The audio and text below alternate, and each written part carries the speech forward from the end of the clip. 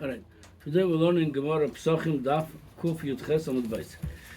The Gemara says like this: Amar Rav Kahana, Kshecholo Rabbi Shmuel b'Rabbi Yossi.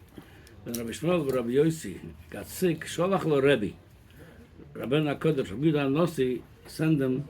Emor lonu shnayim v'shloisha dvorim shemata lonu mishum avicha. Rebbe was admiring a lot his father, Rabbi Yossi ben Chalafta. It was one of his Rabbeim. So he told Rabbi Shmuel, tell us two or three things what you learned from your father. Sholach loy. So Rabbi Shmuel answered him, Kach Omar Abba. That's Rabbi Yossi. Mai dichsiv. Hallelujah Hashem kol goyim. We're saying this by Hallel. That's why the Gemara brings this, because we spoke about Hallel Agadol, Hallel. So it says by Hallel, Hallelujah Hashem kol goyim. So his father, Rabbi Yossi, asked, So'elo ma'avidatayu. Why the whole thing is the miracle, the whole Hallel is the miracle Hashem did for us. Why they praising Hashem?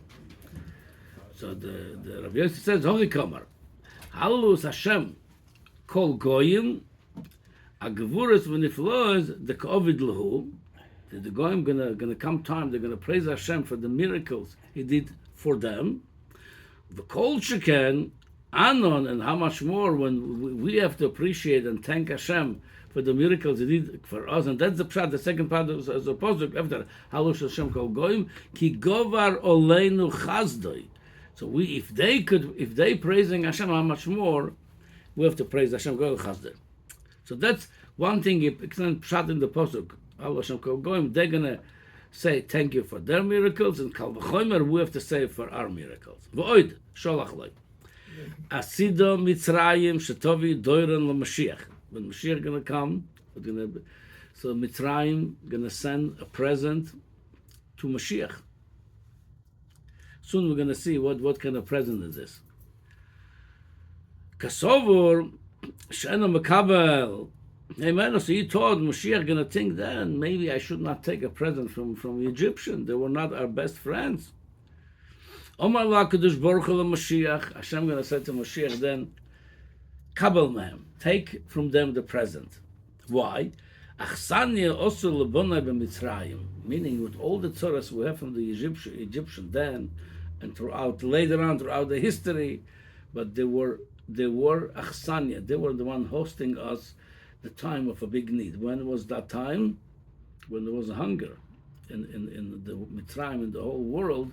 Everybody came to Mitzrayim. So all Yaakov Abonov came to Mitzrayim, and for many years they were there. We end up being there 210 years. But before the Golus, even many years over there, we had a nice host over there. We got another achsanya in Mitzrayim. For that, Chus Hashem says, take from them the present. Miyad, there's a pasuk in Tehillim, it says over there, Yesh soyu chashmani mina Mitzrayim. Chashmani means presents. So when Hashem going to give green light to Moshiach to accept presents from Mitzrayim, Miyad, it says over there, Yesai chashmonim, going to come a lot of presents from Mitzrayim. Naso kush kal v'chomer ba'atzma. So Africa going to say this kal v'chomer. He said, Ma halolu shenishtabdu bohem. If Egyptian, they tortured them, they enslaved them. They could send presents. The African says we never did anything bad to the Jews. We did not enslave them, so we could send also a present to Mashiach. Hashem said to Mashiach, get from the Africans also the present. Miyad kush toritz yodov lolakim. It's all this in capital Samach Ches and Tehillim. Kush, Africa is going to send also their presents to Mashiach. Which capital? Samach Ches, 68. Noso Malchus Edom kal v'chomer ba'atzmo. So the Malchus Edom, which is today, it's open to interpretation. It's exactly Malchus Edom, one of the European countries. You could say it's Russia. You could say it's Europe. Partially, you could say it's America. Again, I'm not going to go to the details. Then we have to go to a lot of politics and things. But generally, the Edom, the European going, they're going to say the Kal V'chomer ba'atzmo, which is that's the descendants of Esau. Egyptian the Egyptians and the Africans are not our brothers because they bought from Bnei Chom, yeah, and the Jews from Bnei Shem. If they could, then are their brothers. They could send them a present. Oh, no, that we are their brothers. How we become brothers with Edom? Because Esau, that's where the Edom originated from. From Esau, a brother to Yaakov. So it says, if they are strangers, they could send a present to Moshiach. We are relatives. How much more we could send a present? Gabriel, Gar Chayas Kone. Hashem going to send Malach Gabriel, going to say, stop. From them, I'm not taking a present. That's what I said before. Who's that going to be when Mashiach going to come? Whether it's going to be Russia, whether it's going to be Europe, whether it's going to be France, whether it's going to be America. We'll find out who's going to be. Hashem's going to say, no, you're not giving my children a present. And he told them that posuk. It's all in that posuk. In Gar Chayas Kone. Yeah, it says the posuk Gar Chayas Kone.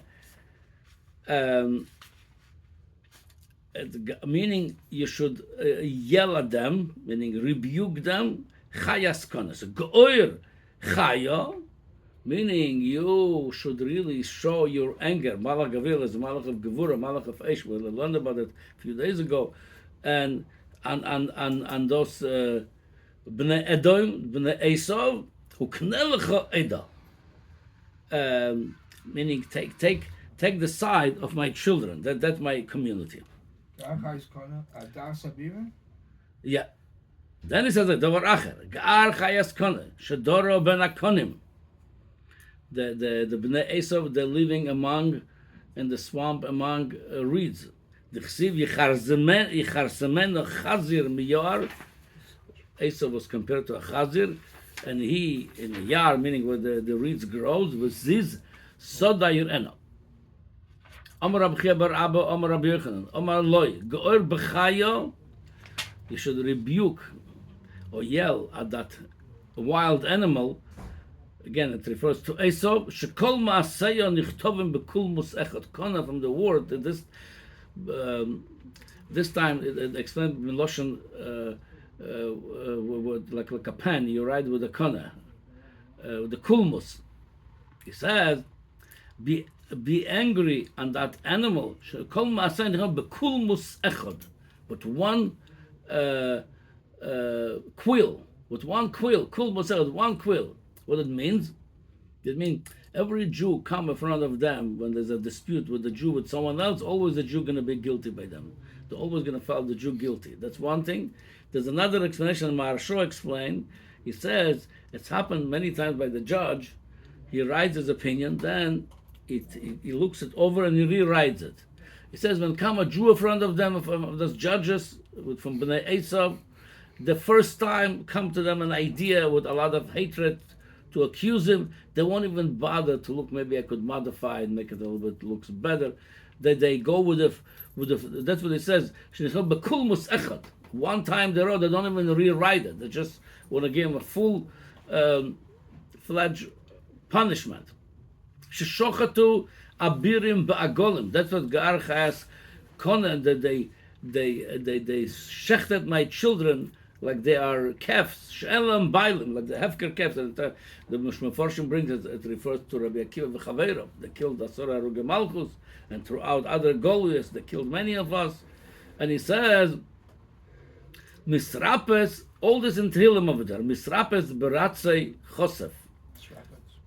What it means, shepushti medem kabel mom, they're very good at taking bribes. Sometimes they take the bribe and they're not even nice to the person that gives them the bribe to make it easy on them. So they were very, according to this, Bnei Esau throughout the Goliaths looks like they were the worst to us. That looks like the worst. I'm saying many were bad, but they were the worst. Rome, yeah. Germany. Okay, like I said, that's open to interpretation who they are. When Mashiach going to come, we're going to find exactly. Bizarre. Amim Krovos Yichpotsu. Gemara says all this in the same kabbalah. The Gemara says, "Mi goram l'Yisrael she's pazru ben umas oilom." Who caused the Jews they should be spread out in all the whole world. Krovos shoyu chafetzem boim. So krovos. So the two pirushim. Rashi brings the pirush of Maharsha brings the pirush of Rashi on Tehillim. He says krovos from the word krav, a war, meaning 2 times. And but the Mikdashim, if the Jews would not go after the war, they would go after a peaceful solution. They would not be in Golus even. First time was with Nebuchadnezzar. Tzidkiyahu rebelled.